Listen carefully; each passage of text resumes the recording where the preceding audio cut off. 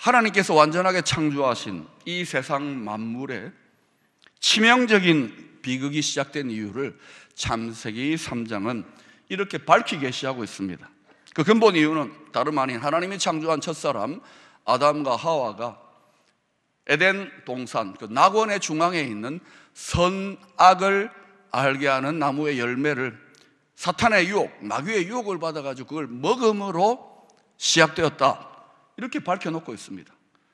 이런 세계적인 석학들이 연구한 것도 아니고 산에 가서 도통해가지고 알아낸 것도 아닙니다. 이것은 하나님의 계시입니다. 아멘입니까? 하나님이 그렇다 하면은 아멘 하고 받아들일 때 이 모든 세상의 근본 문제가 풀어집니다. 이것을 죄라 그랬습니다. 원죄.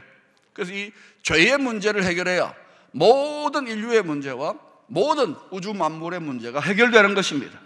그래서 예수 그리스도가 이 땅에 오시고 십자가에 못 박혀 죽으시고 부활하시고 승천하시는 죄의 문제를 해결해서 모든 것을 다 회복하고 구원하시기 위해 이 땅에 오신 것입니다. 그것이 바로 성탄절의 근본적인 의미입니다. 창세기 2장 17절을 통하여 하나님께서는 그 선악을 알게 하는 열매, 그 과실을 먹으면 반드시 죽는다고 경고하셨어요. 그냥 죽는 것이 아니라 뭐라고요? 반드시. 여러분 한번 읽어보십시다. 시작.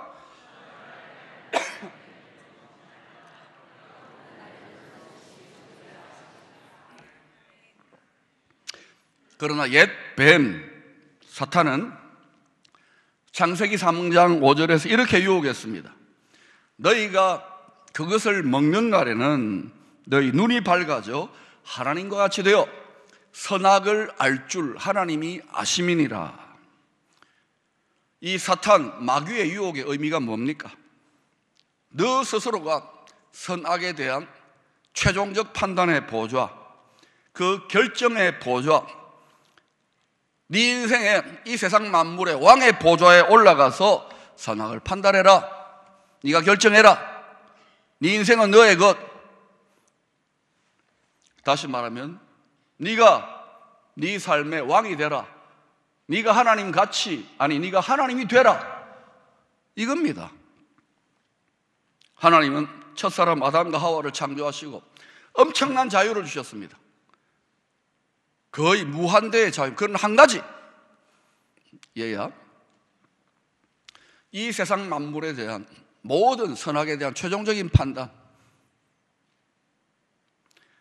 최종적인 가치 판단의 결정권은 네가 피조물이니까 내가 하나님 아니냐, 우리가 구별이 있어야 된다. 네가 나의 형상으로 창조되었지만 그래서 그 최종적인 결정권은 나에게 달라. 그렇게 해서 그거 먹지 말라고 하나님 하신 거예요. 인간이 하나님 되는 거 싫어해서가 아니고 엄청난 자유를 주셨는데 인간은 그 무한 자유, 절대 자유, 거기에서 하나님께서 안전할 수 있도록 생육하고 번성하고 영원히 영생복락을 누릴 수 있도록 경계선을 두신 것입니다. 그것이 선악을 알게 하는 나무일시다. 이 레드라인을 넘으면 죽는다. 반드시 죽는다. 근데 자꾸 쏘아대요. 레드라인을 넘었다 안 넘었다. 넘으면 반드시 죽는다. 그러나 첫사람 아담과 하와는 사탄의 유혹에 넘어가서 이 레드라인을 넘고 맙니다. 그 결과로 인간이 선악의 절대적 판단의 보좌에 오르게 되고 스스로 하나님 같이 되어버렸습니다. 그리고 어떤 일이 났습니까? 하나님이 되었습니까? 인간이 어떤 존재가 되었고 인간에게 위임하신 이 모든 우주 만물 피조사계가 어떻게 되었는지요. 이 선악을 아는 일, 이것을 다른 식으로 우리들의 삶의 상황에 좀 맞추어서 확장해서 적용해보면 이런 것입니다. 공의와 사랑, 심판과 용서, 정죄와 은혜, 좌와 우, 보수와 진보, 이런 것들이 서로 완전하게 상반되어 있는데, 이 완전하게 상반된 요소, 선악을 다루고 판단하는 것을 의미합니다. 이 최종 판단을 하나님이 하는 것이 아니라 유한한 피조물, 거기에다가 죄까지 지어버렸어요. 죄인된 인간 자신이 하겠다는 것입니다. 그런데 인간이 하나님같이 무한하고 영원하고 전지전능한 존재가 아니니까 선이든 악이든 좌든 우든 진보든 보수든 반드시 어느 한쪽으로 치우칠 수밖에 없습니다. 그 결과 결국에는 어리석게 되고 마는 것입니다. 우로 치우치면 우로 치우쳐서 망합니다. 좌로 치우치면 좌로 치우쳐서 망합니다. 선으로 치우쳐도 망하고, 이거 선한데요, 선으로 치우쳐도 망합니다. 악으로 치우쳐도 망합니다. 인간이 그 최종적인 결정의 보좌, 그것을 포기하지 않는 한은, 하나님께 그 보좌를 내어주지 않는 한은, 여러분, 선한데 어떻게 망합니까? 망합니다. 그래서 우리가 특별히 어렵고 선한 일을 할 때 조심해야 됩니다. 우리가 요즘 착한 일도 좀 하고 의롭다고 해줍니다. 천만에요. 우리는 착하지 않습니다. 우리는 의롭지 않습니다. 예수님 안에서 하나님이 의롭다고 착하다고 해주시는 것 뿐입니다. 우리 자신이 죄인의 괴수라는 것을 한시도 잊어서는 안 됩니다. 여러분이 결코 어려운 사람이 아닙니다. 여러분이 결코 착한 사람이 아닙니다. 그 선함, 그 어려움에 너무 치우치면 우리가 망하게 될 수도 있다는 것을 알아야 됩니다. 전도서 7장 16, 17절에 이런 말씀이 나옵니다. 여러분이 한번 읽어보십시오. 시작. 지나치게 의인이 되지도 말며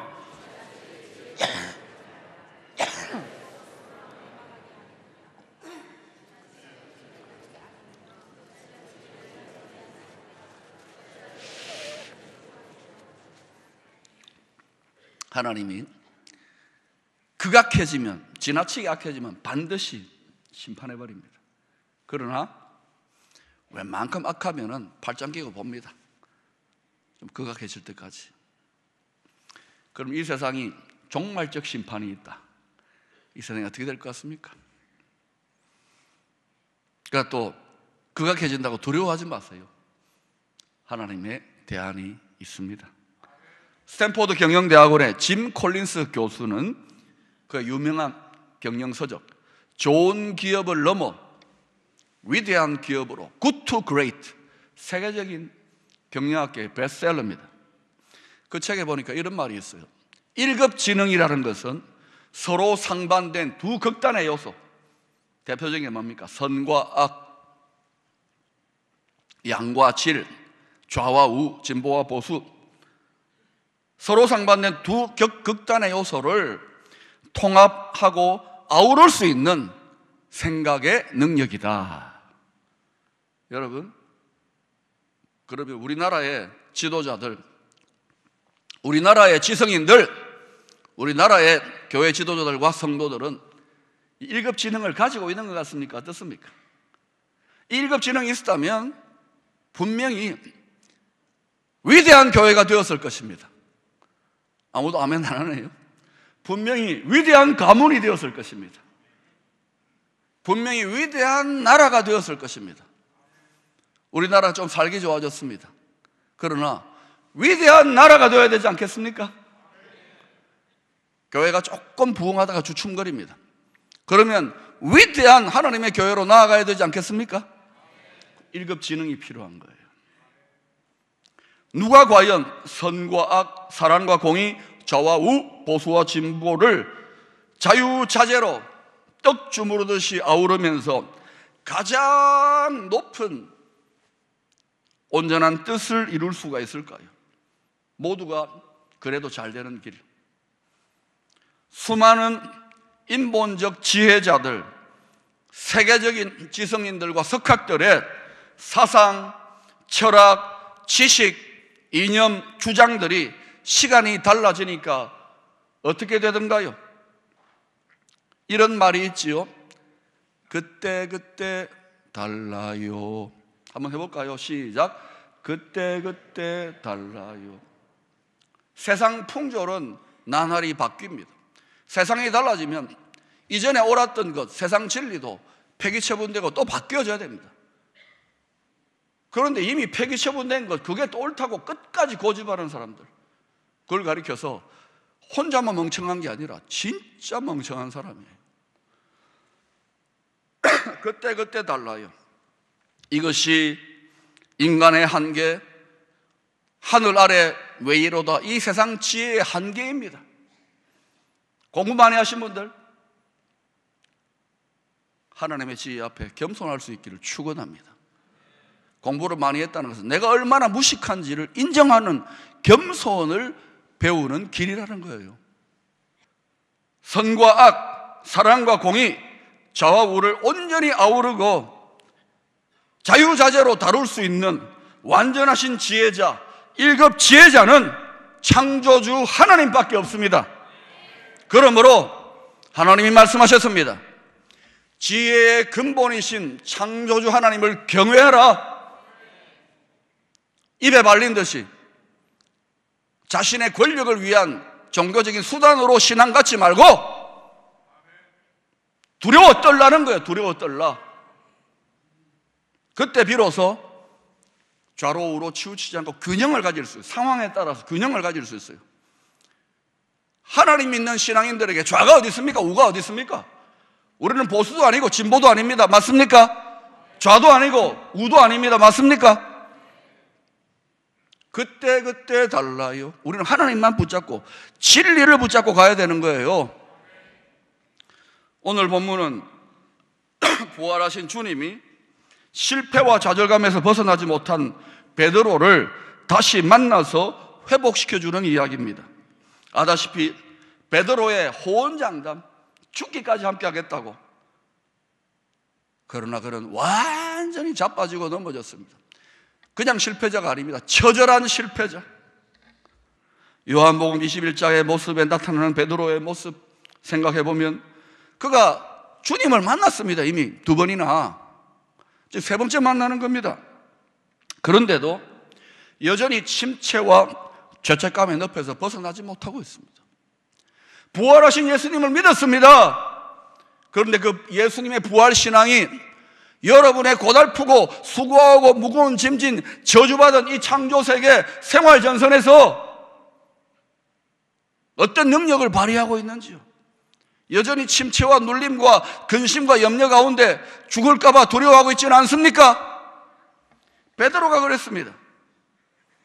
그러니 베드로가 3절을 보면 자신의 이런 답답한 심정을 해소하려고 하던 짓이 그거니까 다시 바닷가로, 갈릴리 바닷가, 갈릴리 호수로 물고기 잡으러 나가는 거예요.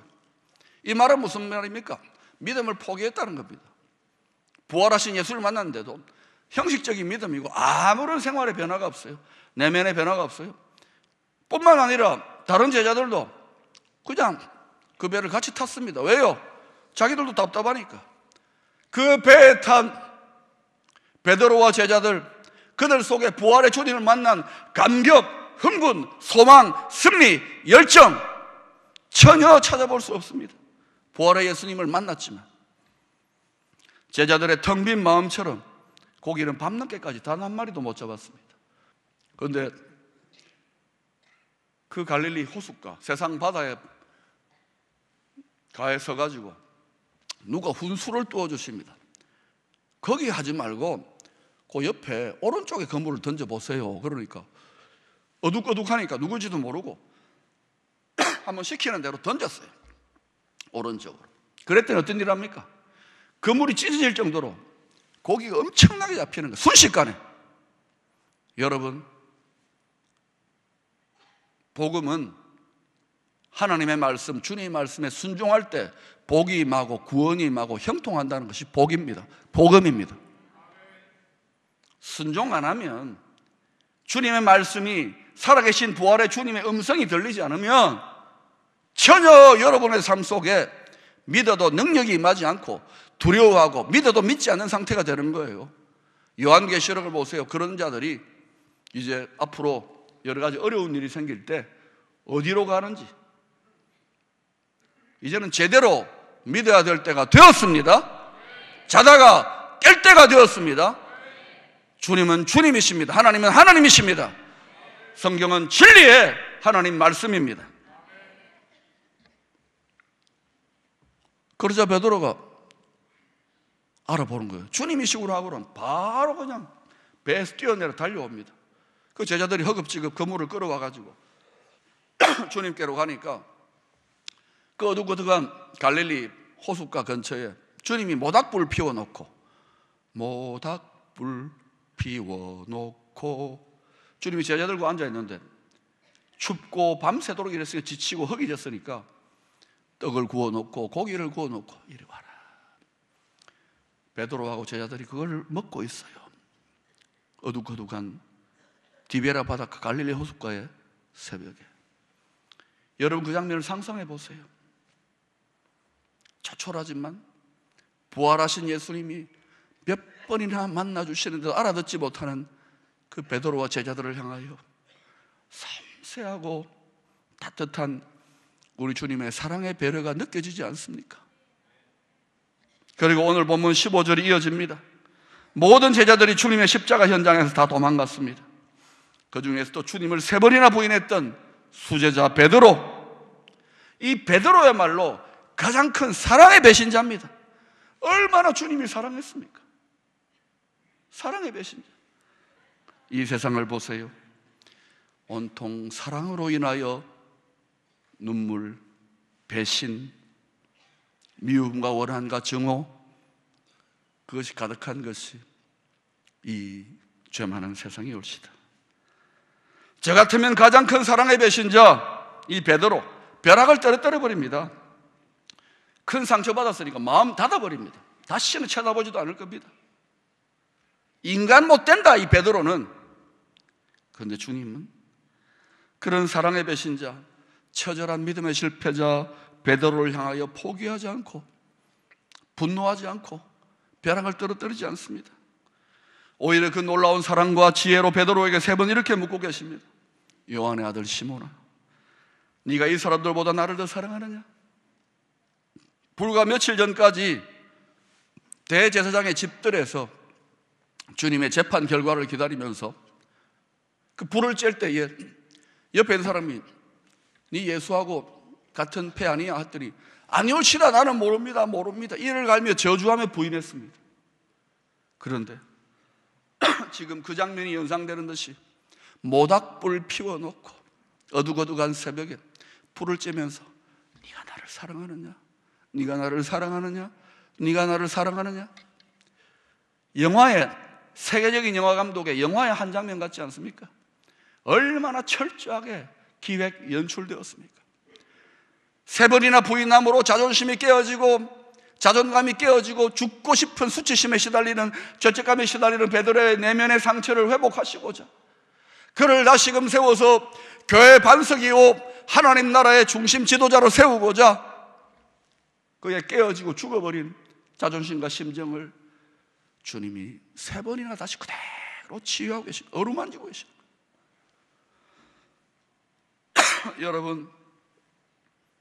여러분이 인생에서 어떤 상처와 실패와 좌절감과 죽고 싶은 마음이 있다 하더라도 주님의 치밀하고도 섬세하신 사랑을 여러분이 체험하면은 반드시 회복될 수 있습니다. 반드시 치유될 수 있습니다. 어떤 저주와 쓴뿌리와 상처와 실패의식도 어떤 죄책감도 주님은 다 싸매시고 어루만지실 수 있습니다. 베드로에게 사랑을 확인했을까요? 질문을 통해서. 아닙니다. 베드로야, 내가 너를 변함없이 사랑한단다. 베드로야. 세상은 어떻습니까? 한 번 배신한 놈은 언제든지 배신 때릴 수 있다. 죽여버려라. 그러나 주님의 사랑, 천국 복음은 다릅니다.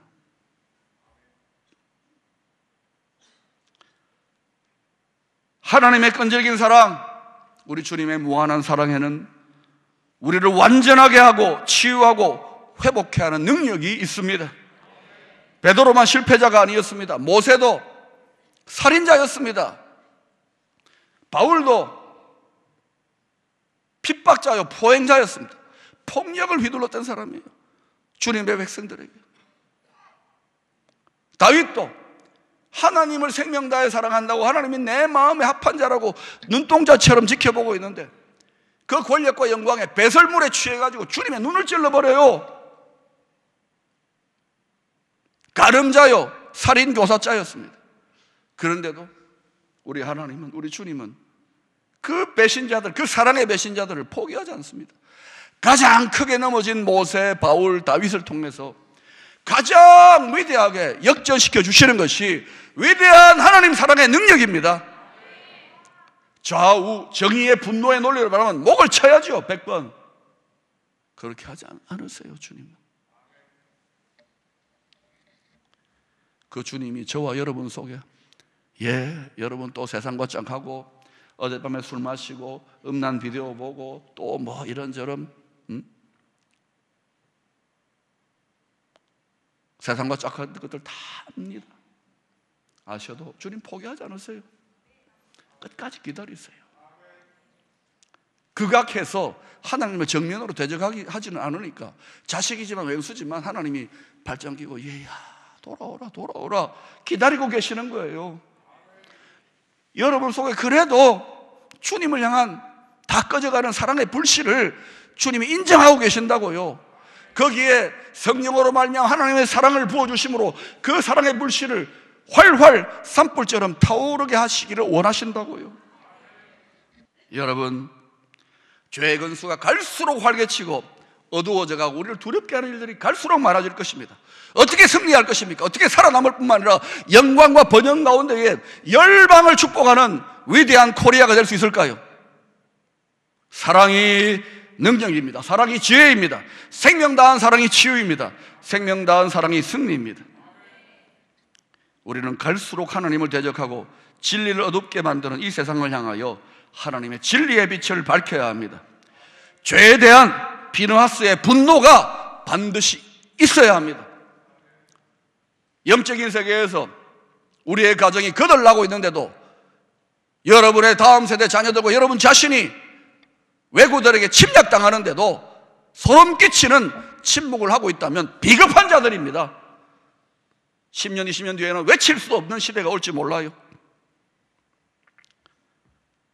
지나치게 의인 되지 마십시오. 지나치게 지혜자 되지 마십시오. 작은 여우 떼와 같이 가정을 무너뜨리는 그러한 세력들을 향하여 분노의 정의의 동력만으로는 이 거룩의 싸움을 이길 수가 없어요. 더 큰 그들까지도 십자가의 사랑으로 포기하지 않는, 베드로를 포기하지 않는 하나님의 사랑이, 그 공의의 분노보다도 더 큰 은혜의 사랑이 그 동력을 품어서 이 더 큰 동력으로 영적인 싸움, 거룩의 싸움을 감당할 때 비로소 다 아울러 하나님의 영광의 역사들이 나타나게 되는 줄로 믿습니다.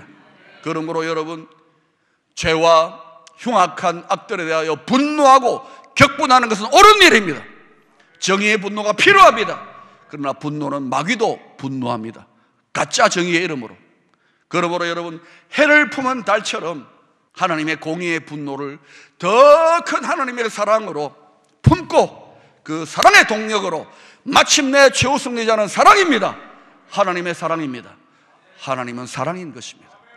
이 사랑의 나라가 될 때 대한민국은 열방을 밝히는 위대한 통일 대한민국 될 줄로 믿습니다.